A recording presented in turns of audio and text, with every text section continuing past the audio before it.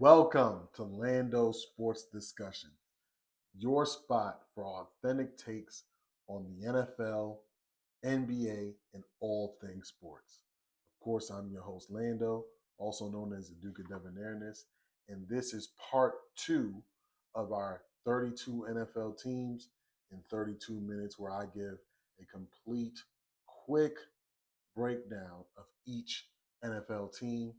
Last episode was the NFC. This episode, we're doing the AFC. Let's go ahead and get into it. Leading things off with the Buffalo Bills. My prediction last season with Josh Allen winning MVP as well as going over their win total both hit. So this season, they're bringing back every player on the offensive line that only gave up a season low 6 sacks last season. They hopefully their young wide receivers are going to continue to improve and get better, which will make Josh Allen statistically better, specifically in the passing category.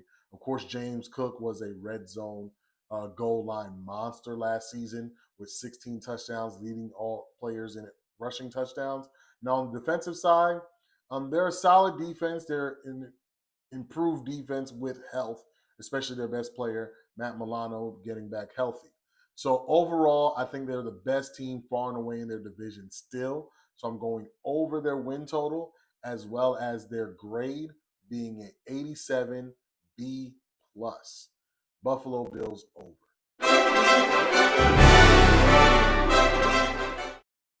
Now let's talk about the New England Patriots, who just got Mike Vrabel, one of the best coaches against the spread when he was in Tennessee. Defensively, I believe they're a top 5 team, especially at the linebacker and defensive back positions, in which they are remarkable. Christian Gonzalez should be in the conversation for the best corners one of the best corners, not the best corner in football. Jabril Peppers is excellent at safety, one of the best safeties in the league. Now, offensively, I'm not as confident. I don't think Drake May is going to be a top quarterback. I don't think that they have great wide receivers. Even though they picked up Diggs, who's a huge name, he's coming off a major knee injury and likely is going to take most of the season to kind of get back right, if he ever gets back right. And so if May can improve upon his skill set, then they could possibly hit this over. I'm leaning the under, even though they have a soft schedule, because I just don't think at the quarterback position they're good enough. They are an 82 B minus. The Dolphins, they usually start fast and finish slow because of how their team is built. They're not really a team that's built for deep playoff runs. That being said, they still have some of the fastest players in the league, the fastest receivers in the league. Tyreek Hill is still great, but both of those receivers did take a step back last season. Tua being healthy, his health is always a concern because he likes to throw his head around the place and give himself concussions. Minka Fitzpatrick, he replaced, at least for the best defensive back, he replaced Jalen Ramsey. Minka Fitzpatrick has never been known for being very good in coverage, and none of the other cornerbacks or defensive backs are known for being very good in coverage. Their defensive line is their best unit on defense, but I don't think that this team is very good enough to have that fast start to buffer those wins they're going to get in the wintertime. So I'm going under for this team. I think they're a bottom 10 team record-wise. They're an 81 B minus.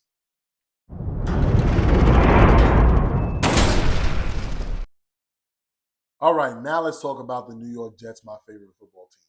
Picking up Aaron Glenn, huge improvement from the coaching staff post Robert Saleh. That being said, I'm not a fan of Justin Fields. I don't think he's a very good quarterback. There's some statistic where he's never won a game if his opponent scored 20 points or more. That is not good. Breece Hall took a dip last season, especially dropping the football a ton of times. Now, Garrett Wilson, still excellent. I'm glad that he doesn't have to deal with Aaron Rodgers anymore. The staff itself on the offensive side is pretty good. Defensively, I think they're going to get back to playing elite football. We lost C.J. Mosley, but I don't think that's a massive loss in my opinion. Sauce Gardner should be back to where he was, and Quentin Williams should be back to where he was. So I'm going over on their win total, and their overall grade is a 78 C+.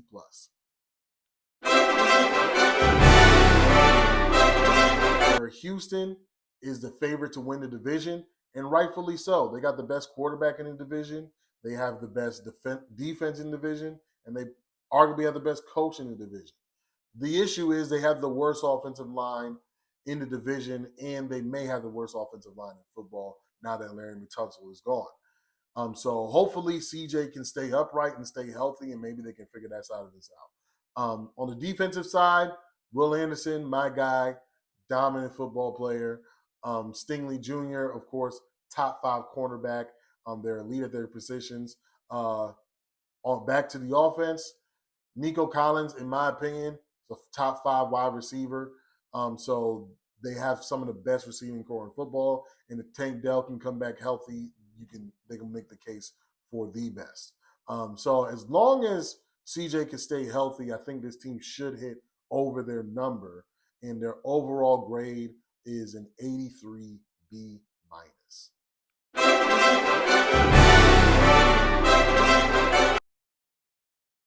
Now let's go to the Jacksonville Jaguars, who finally have a coach that is developing talent that people gave up on, and people are giving up on Trevor Lawrence.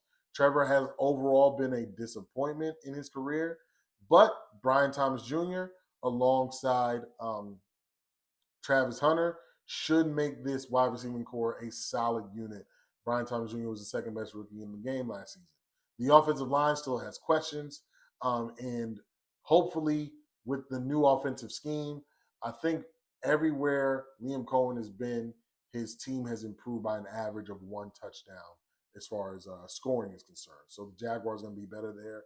Defensively, they just need a better defensive coordinator. They still have great guys up front, and they need more of a zone scheme because their defensive backs aren't great at man coverage. That being said, they have some of the best linebackers in football, so their defense should be solid enough to win games. So I'm going to go over their win total because I do think the offense is going to start scoring more points. And their overall grade is a C plus 77.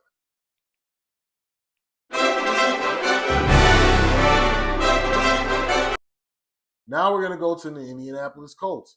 They have another terrible situation that can be argued with the worst situation at quarterback. Anthony Richardson, though talented, can't stay healthy and is not a very accurate thrower of the football.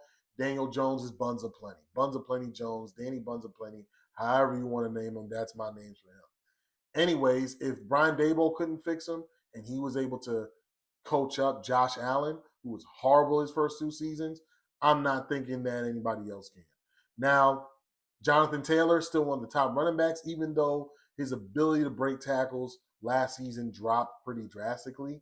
But he's still a top running back in football. They still have a great offensive line, and they still have one of the better wide receiving cores in football. Now, on the defensive side, they're not very good at all. So that's going to cause them issues. They still have great offensive line play, though, but I'm going under their number because Buns of Plenty Jones is playing. Overall grade, a B-. You really want to hurt me? You suck! Now, the Titans are the worst team that I evaluated in this division, but they made one improvement. Will Levis is gone. Will Levis is gone. So they're going to win 5 games off of him not being there in general. Cam Ward is a massive improvement, and I haven't seen him play a snap of football this season. Will Levis is that bad. Anyways, the roster really isn't very good. Defensively, they have issues. I think the coaching is going to coach them up. Look for Calvin Ridley to be one of the top receivers in football, yardage-wise and possibly touchdowns, because rookies love targeting their top wide receivers, as you saw with last season with Jaden Daniels and Terry McLaurin. So overall, I think that this team is good enough to hit over their number, actually a few wins over their number, and possibly compete for their division. So I'm going over, their overall grade being a 73 C-.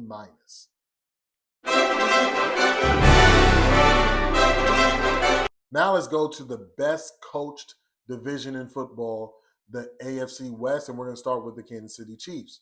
Now, the AFC champion, and they've been the AFC champion for 5 years in a row or something like that. So they are fantastic. Everybody loves talking about the offense, Travis Kelce and Taylor Swift and Patrick Mahomes. And their offense is going to be solid because they're very well coached.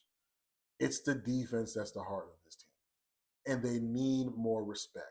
They got Chris Jones, Nick Bolton, Trent McDuffie.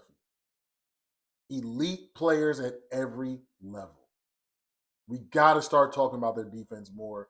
Their offense is still good, but their grade, from my perspective, is brought down because of the offense, especially with the receivers. Rashee Rice serving a suspension. Hopefully he can come back and be a lot better. That being said, Andy Reid has been a guarantee when it comes to betting the over. So I'm going with the over, their overall grade being an 88, B+.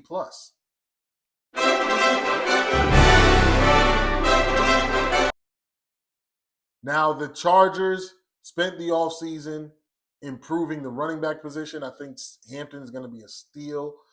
They did lose Slater, though, so I have concerns about that. Their grade actually took a pretty big dip because of that, because I think he was the best offensive lineman on the team, and so it's going to hurt them, especially in the running game. So that being said, their defense was a very good defense last season. Of course, I don't think Bosa being gone is going to be that major of a loss, but we do have Khalil Mack still, and we also got Derwin James, who is still one of the top safeties in the league. He actually improved last season after having a down year the year before. So I think this team overall, being so well coached, hopefully Herbert can take that next step and be the elite quarterback that everybody believes he is, and what I believe he was 2 years ago. But overall, I give this team a B-, and I have them going over their win total, though. Over their win total, B-.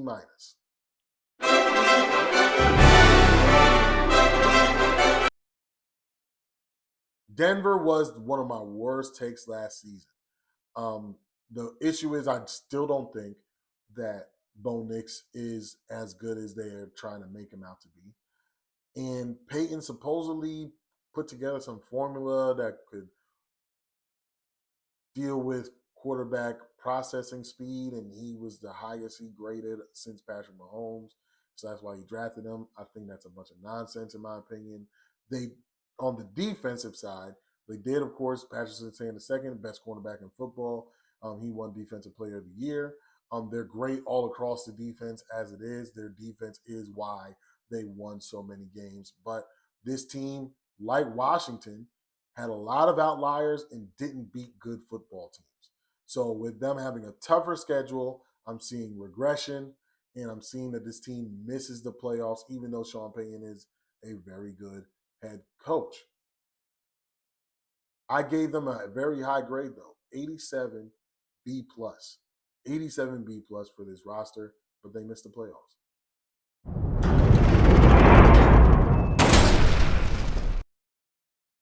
The Raiders, my dark horse team, if you listen to the latest episode of the Between Brothers podcast. They improved at coaching.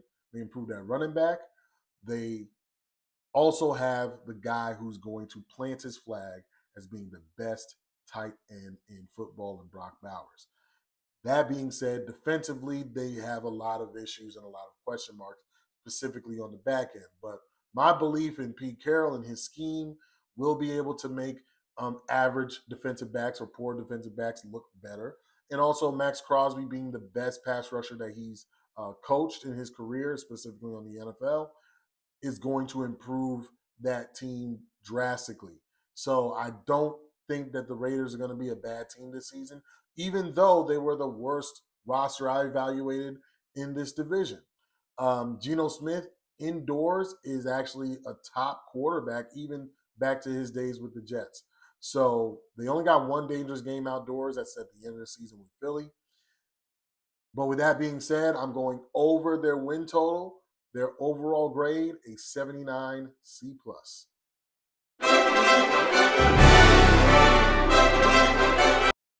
Now let's go to the final division, the AFC North. And we're going to start with the Ravens, who are the best roster I evaluate in the AFC. Lamar is arguably the best quarterback in football. King Henry. The line is good. Their only question marks are at receiver. And it's only because even though Zay Flowers is improving and he's becoming a legitimate number one target at receiver, they don't really have a legitimate number two to spell him in those situations. So I wish they would have made a move there, but they still have excellent tight ends and they have a very good offense. The defense is still a force. They're still really good all across the defense. Kyle Hamilton being the best safety in football and Roquan Smith being arguably the best linebacker in football, especially after last season. He got off to a slow start and then got back right. Lamar's going to have an MVP caliber season once again. So this win total should be easy over. And I gave this team an overall grade of a 91 A-.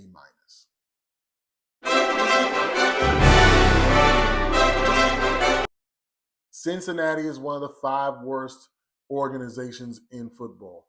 Other than Joe Burrow and their receivers, they have done nothing to be right. They didn't improve the offensive line. They didn't improve the defense at all, which was one of the worst defenses in football.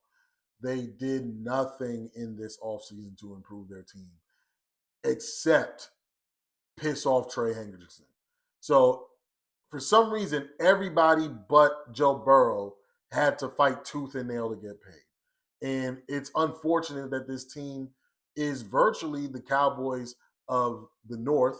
The only reason why they have a higher grade than the Cowboys is because they still have Hendrickson, and they also, Joe Burrow is a much better quarterback than Dak Prescott. Overall, I think this team is going to be a bad team because of all the drama that happened in the offseason. So they are a 78 C+, but I'm going under their win total. You really want to hurt me? You suck! So the Pittsburgh Steelers, the Pittsburgh Steelers found a way to look like the Jets this offseason, waiting on an elderly, ornery quarterback. They got rid of their best receiver to get a downgrade at receiver, and then they overpaid said receiver in DK Metcalf. The offensive line isn't as good as it has been. They don't have really much of a run game. Tomlin is an incredible coach, so I'm going the over. I'm just going to get that out of the way. Defensively, they're remarkable. TJ Watt, Hayward, Hightower, excellent defensively, especially up front. So that'll keep them in a lot of games. And Aaron Rodgers is still good enough to make a play or two for them to win games. So I do think that this team will go over their win total, but their win total is only 7.5. I see this as an 8-win team, and I see this as a team that misses the playoffs, and hopefully I'll never have to talk about front-runner Rodgers ever again. And their overall grade, 79 C+.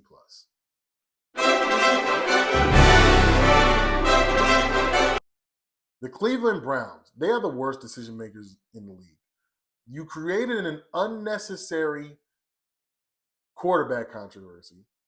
Then you turn around and pick the old guy who wasn't very good last season to be the starting quarterback. You don't have any good players on offense. Your offensive line, which has been the strength of your team for the last 4 years, has now a shell of itself. The only great thing about this team is Myles Garrett and Ward. That's it. Now, don't get me wrong, their team is a solid team when it comes to my evaluation, below average based off of the average grades I've been putting out. But they're not horrible. They should be able to win some games, but I don't think they're going to win more than 4 games. So I'm going the under on them, and their overall grade was a 78 C+. This team is just not very good at making decisions. You really want to hurt me? You suck! now that's it. That's the breakdown. The AFC's been covered. The NFC's been covered. 32 teams in 32 minutes. I enjoyed this. I prefer what I did last season, but unfortunately, because of technical issues, I had to rush this, and I think we turned out pretty okay. So y'all tell me what you think about what I said about your team. If there's anything that I might be missing, anything that you think I would be able to cover or that I probably should have covered. I only had 60 seconds or 70 seconds, people, so I did as much as I could. But thank you so much. Please react, respond, like, subscribe to the YouTube channel. And you'll also see the podcast on there in which we dropped the episode where we broke down the entirety of the NFL, as well as gave predictions on awards, as well as who the Super Bowl champions are going to be. Thank you so much for watching. I will catch you next episode. This has been Lando's Sports Discussions.